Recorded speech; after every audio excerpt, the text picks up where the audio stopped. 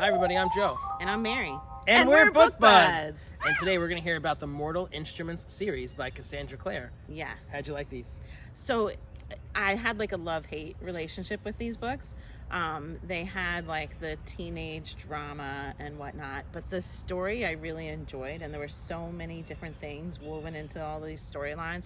There were werewolves, there were vampires. The main thing was shadow hunters, and shadow hunters were like people that would seek out demons to destroy them to protect the earth.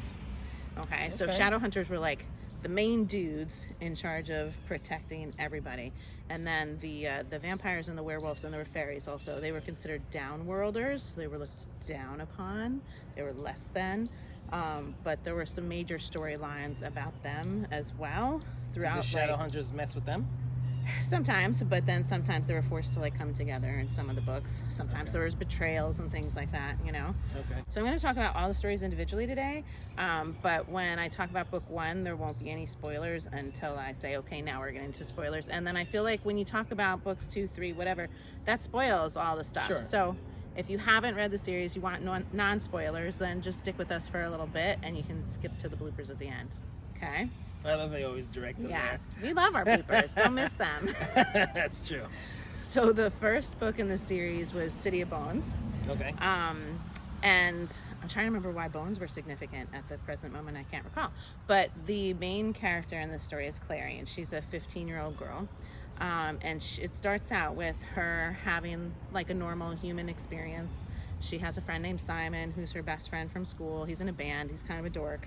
And she's having a fight with her mom, and she runs off to a club, and they're, dancing and whatever.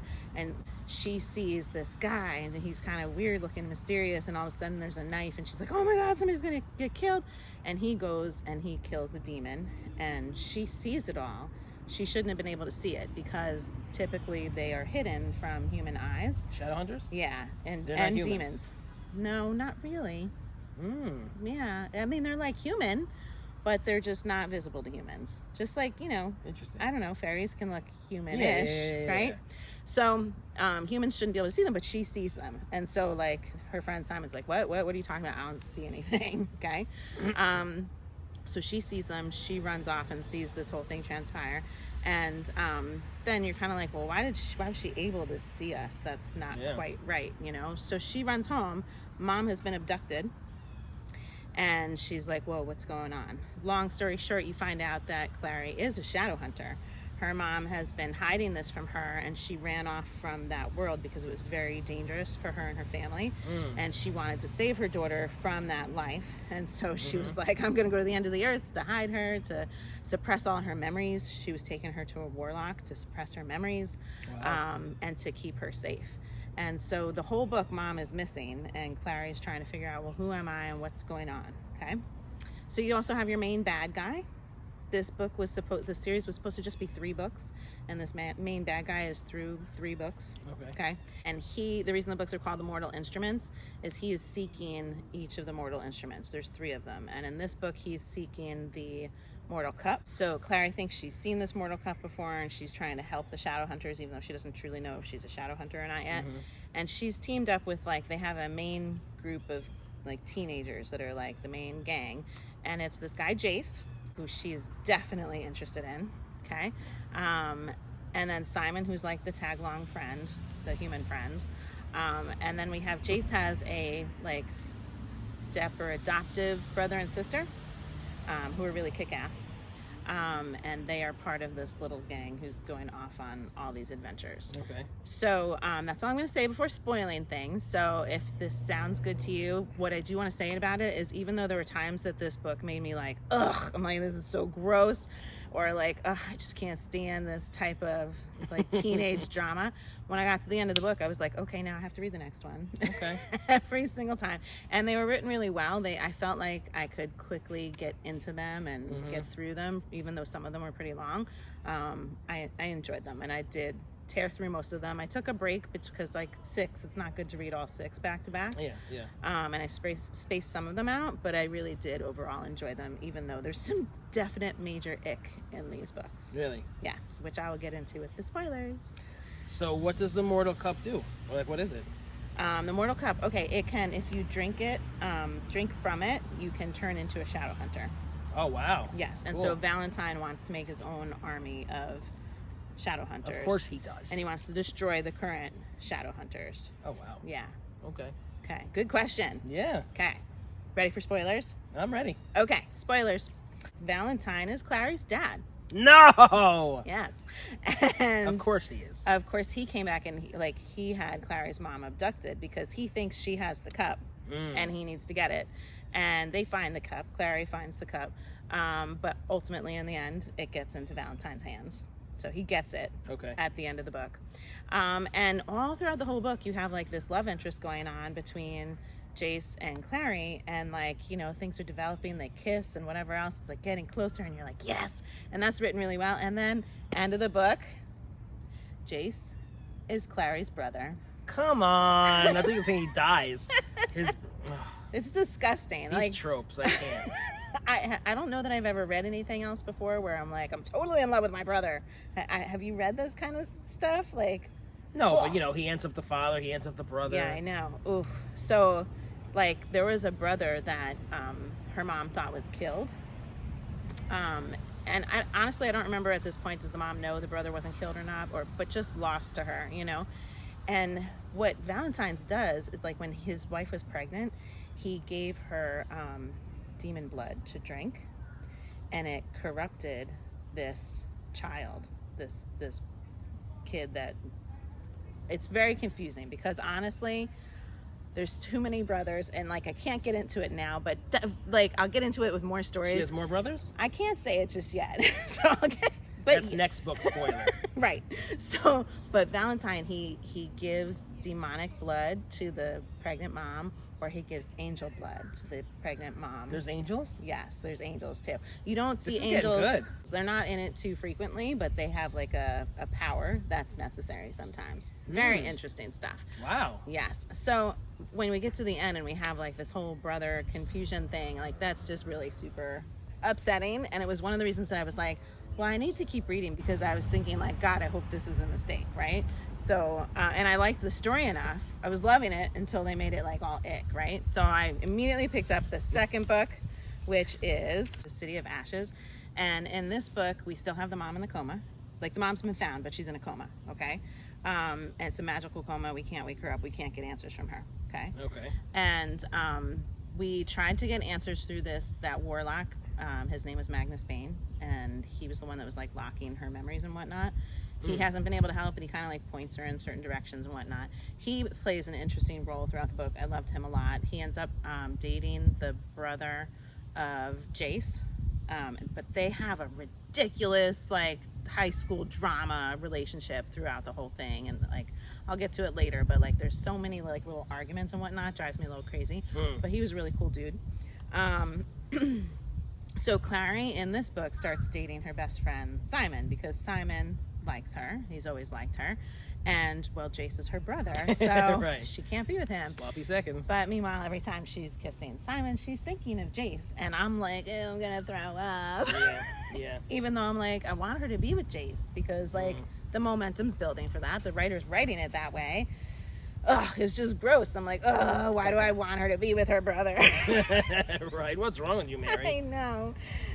So they're searching for Valentine. Valentine is looking for the second mortal instrument, which is the sword. It's a soul sword. Soul sword. And that goes missing. And honestly, I can't remember what the soul sword does. But if you combine all three mortal instruments, then you can do some serious shit. And we'll get into that in the next one. So he gets the sword, basically. It gets stolen. And other things that happen throughout this, there's a lot of vampire involvement. Simon gets bit. No, Simon is turned into a rat, but I think by the warlock. And during that time, he bites a vampire, so he has some vampire blood that he ingests. And I think that was in the first book.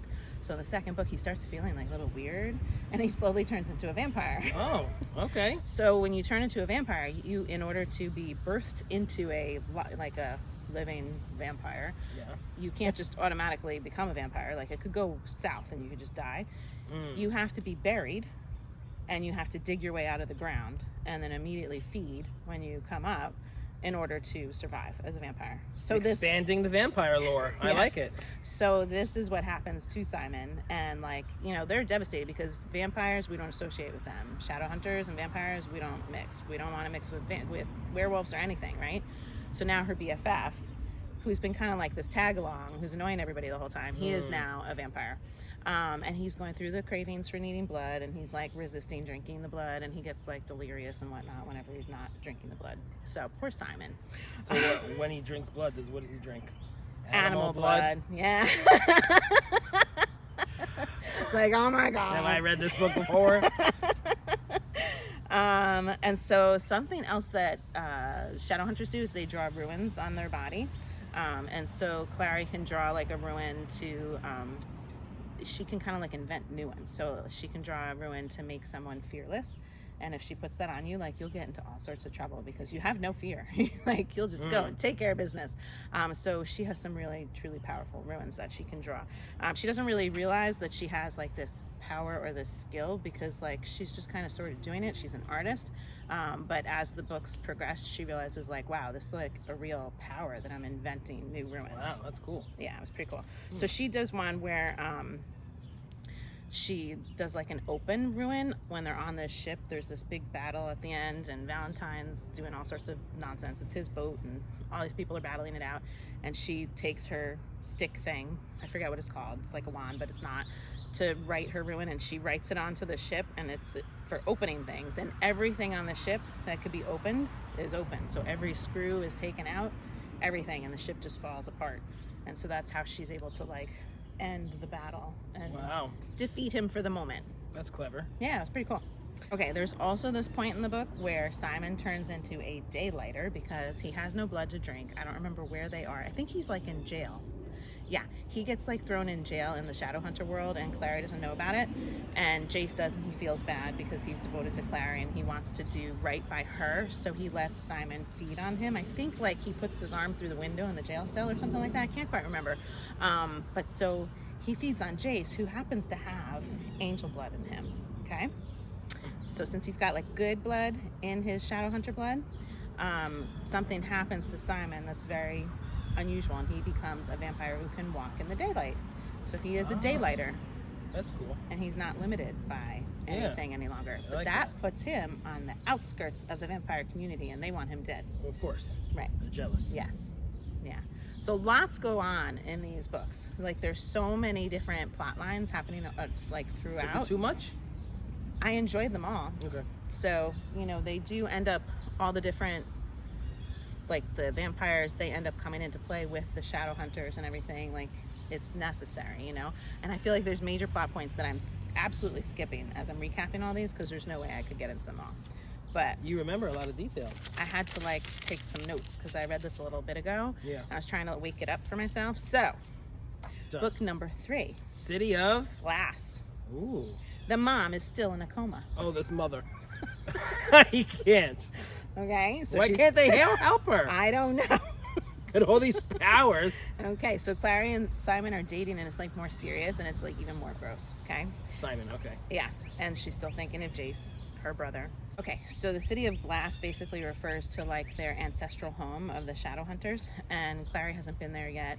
And everybody kind of like goes off, and they're like, you can't come here. I don't remember what reason they said that you can't come here, but like Clary's mom's dating a werewolf. Her mom is like disowned the shadow hunters, so maybe that was like the reason that they said you can't come right now. It'd be like bad for you. They're not going to treat you well.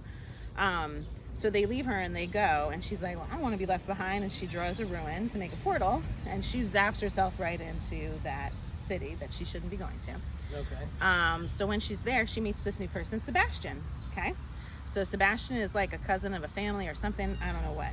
And he seems like attractive. She's drawn to him. Something about him catches her eye.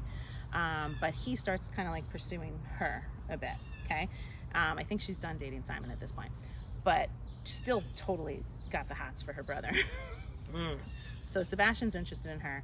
They end up kissing in a very almost like forced way. Like Sebastian kind of like pushes the issue when she's not quite sure she wants that, and she's like, oh, it feels like I'm kissing my brother, which is so funny because we have all this brother stuff going on the whole time, right? So while this is happening, Valentine is rising to power. He has the sword, he has the cup, and now he needs the glass, okay? The glass? The glass. And they're like, what is the glass? Is it a mirror? Is it what? And so, like, it turns out it's a body of water, like when water is still, like how it looks like glass. Yeah. So he just needs to bring the cup and the sword to this body of water, and when he does some sort of ceremony, he's going to be able to raise an angel. Ooh. Okay, and the angel, I forget what he wanted the angel to do, but the angel was going to, like, the angel will do one thing of your request, okay? And it was going to be something major for him to, like, destroy the shadow hunters and make his whole new fleet for himself and whatnot, right? So, cool. We get to that point, and it's all happening. Jace is there, Clary's there, Sebastian's there, and Clary somehow, like, crawls over, and her dad, Valentine, is writing these runes to summon this angel, and she goes over and she, like, messes one up and writes her own.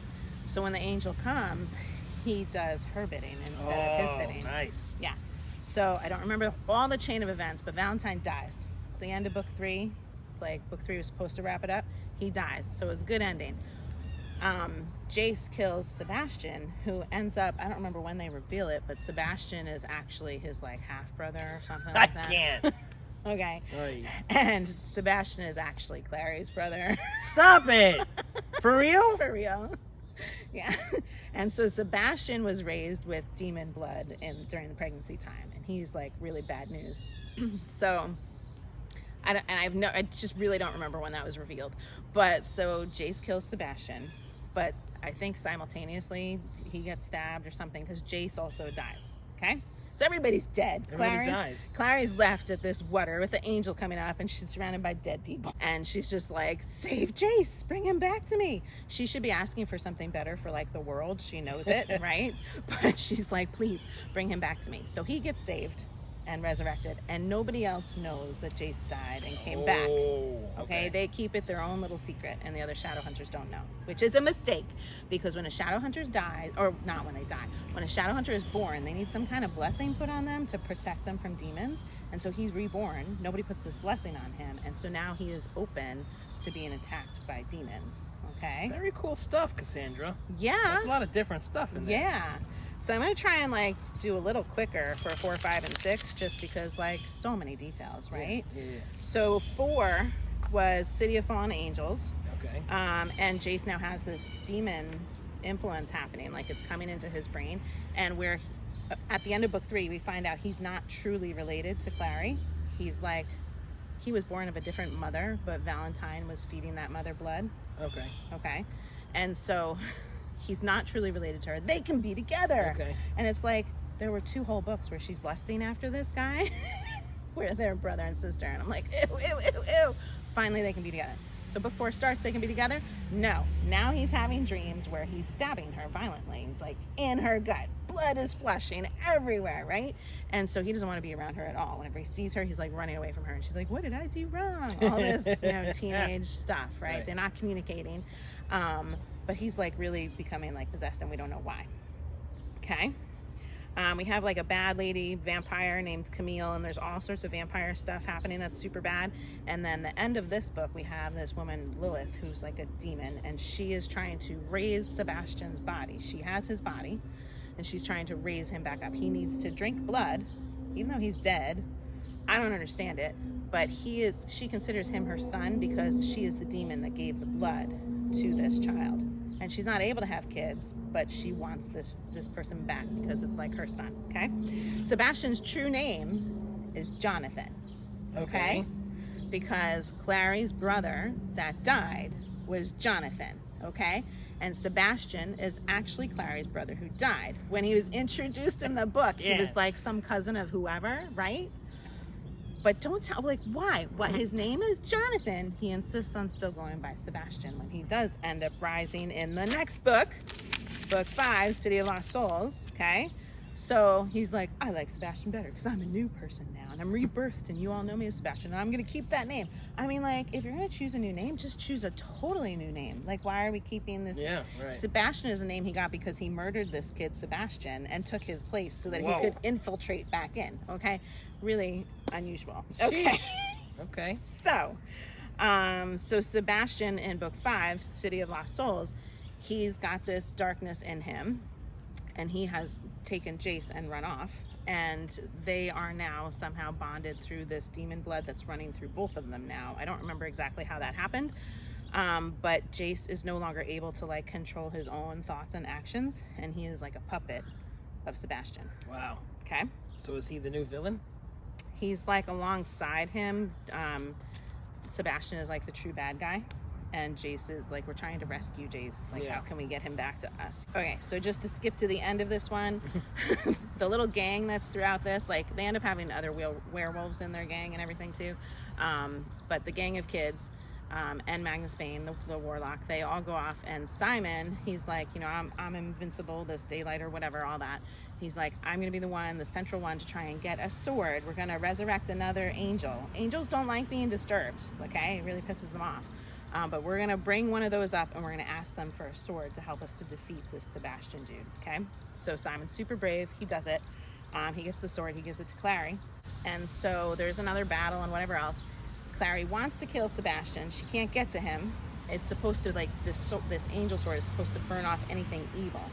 But if you hurt, like, because Jace and Sebastian are bonded, if you even cut Jace, it cuts Sebastian. If you cut Sebastian, it cuts Jace.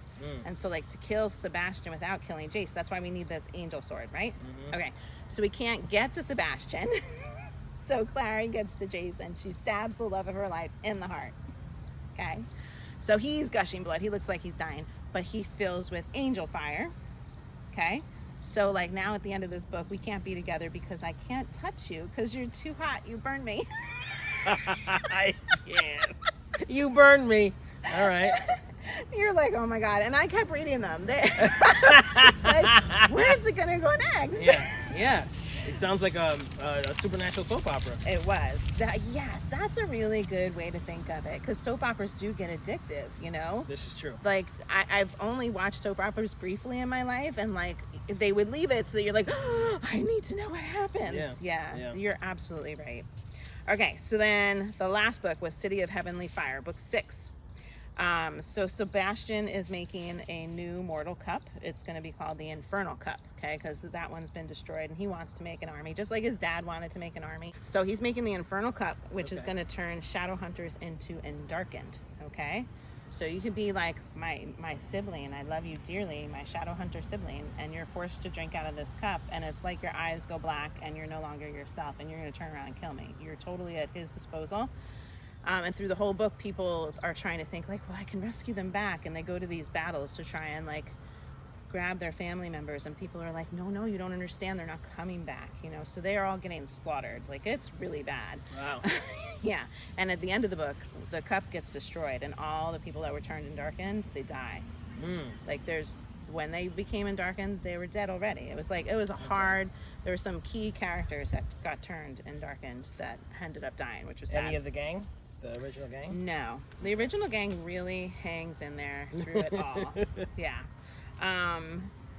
So let's see. So this book, I'm skipping so much, but this book ends with Sebastian is trying to like build his world dominance. He's like gone off into an alternate demon realm. Like there's different dimensions, and they followed him trying to defeat him. They entered some really dark, dreary places. They came back, they did whatever. Sebastian wants Clary, his sister, to be like at his side, like his bride, okay? And she's like disgusted with this, like, you know, like, I want nothing to do with him. I just want Jace back with me, and I want everything to be okay, and we need to get rid of this guy Sebastian. But there's like no way to seem like we're going to be able to save the situation, and she's put in a situation where she feels like she has to go and she has to kiss him and be like, okay, yes, I will do whatever you want, just save my friends, leave everybody else alone, I'm sacrificing myself to you. So she goes to kiss him, and thank God she also stabs him. Okay, and she has, I forget which special sword she has at this point, but another special sword that when she stabs him, it kills the evil that's in him. It might be the same, I don't think it's the same sword, a different sword. It kills the evil that's in him, and you see it burn off of him, and he becomes the person he was supposed to be when he was born from her mother as her brother. Like, he should have been a pure, wonderful guy, had he not been having demonic Demon blood. blood when the mom was pregnant, right? Okay. So for a brief moment, she sees her brother, and then he dies, which is sad. Yeah. Okay, so that was like quite the run through, right? It was very detailed. But like, isn't the world kind of amazing? Yeah, it sounds kind of cool. Yeah, and I skipped so much because there were definite points where like werewolves were more in play. There was love triangles between Simon and a werewolf and a underworld and a shadow hunter. He ends up being the werewolf.